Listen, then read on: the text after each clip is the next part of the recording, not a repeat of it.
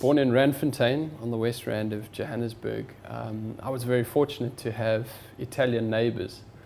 Uncle Antonio Corrado, who grew Catawba grapes over his driveway and made wine in his garage. So the old Datsun Bakkie and Mercedes-Benz never got parked in the garage because it was full of wine vats, bottles, barrels aging.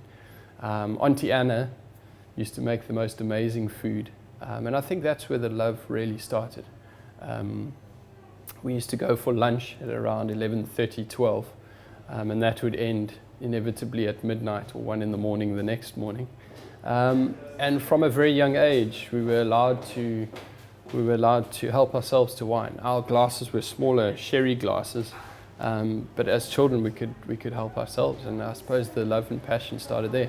Uncle Tony used to invite us over on the day of bottling because our little fingers could fit into the top of the bottle. So when he got a little bit of foaming during bottling, we used to go and pop the bubbles for him, and that helped him to fill the bottles quicker. So yeah, I think it started at that age.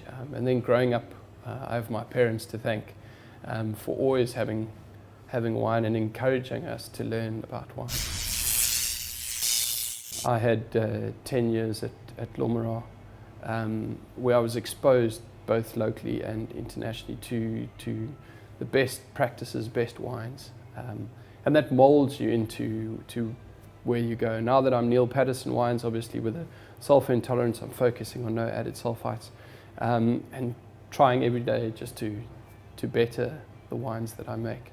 I've got my first vintages out now, but what's in the cellar is really exciting. So it is a bit of a patience game as well.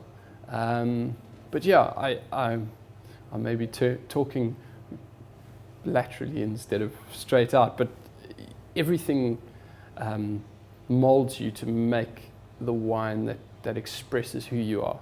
And I think through tasting my wines, you'll see a common thread through all of them, although I try and make them very different. You get a common thread that's through all the wines that is me expressing myself through my passion of wine. Well, if you can, I suppose, find out what your partner or the person you're taking on the first date really likes.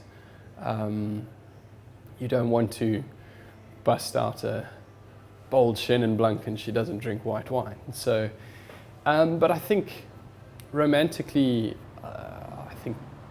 I would suggest a Pinot Noir. I really think it is something that is light enough for people who appreciate white wine, but it's got the romantic fruits in it too.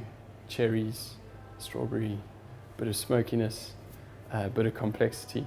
So I'm experimenting with my first Pinot Noir at the moment, but my wife and I really enjoy Pinot Noir together. So yeah, that would be my suggestion for a first date for romance. You know, I've harvested some Pinot Noir for the first time and some Shiraz for the first time. I make a Cab, a Merlot, a Chenin and a Sauvignon Blanc at present. I think it's expanding my portfolio, if I could say. It's not maybe an adventure as we see it as travel and that kind of stuff, but making a family reserve and also having a more lifestyle range, which is not quite as expensive, but also without sulfites. So that would be my next big adventure. You know, wine brings people together, so I think I love people persons. So I'm looking forward to meeting all the wine tuners and enjoying some wine together.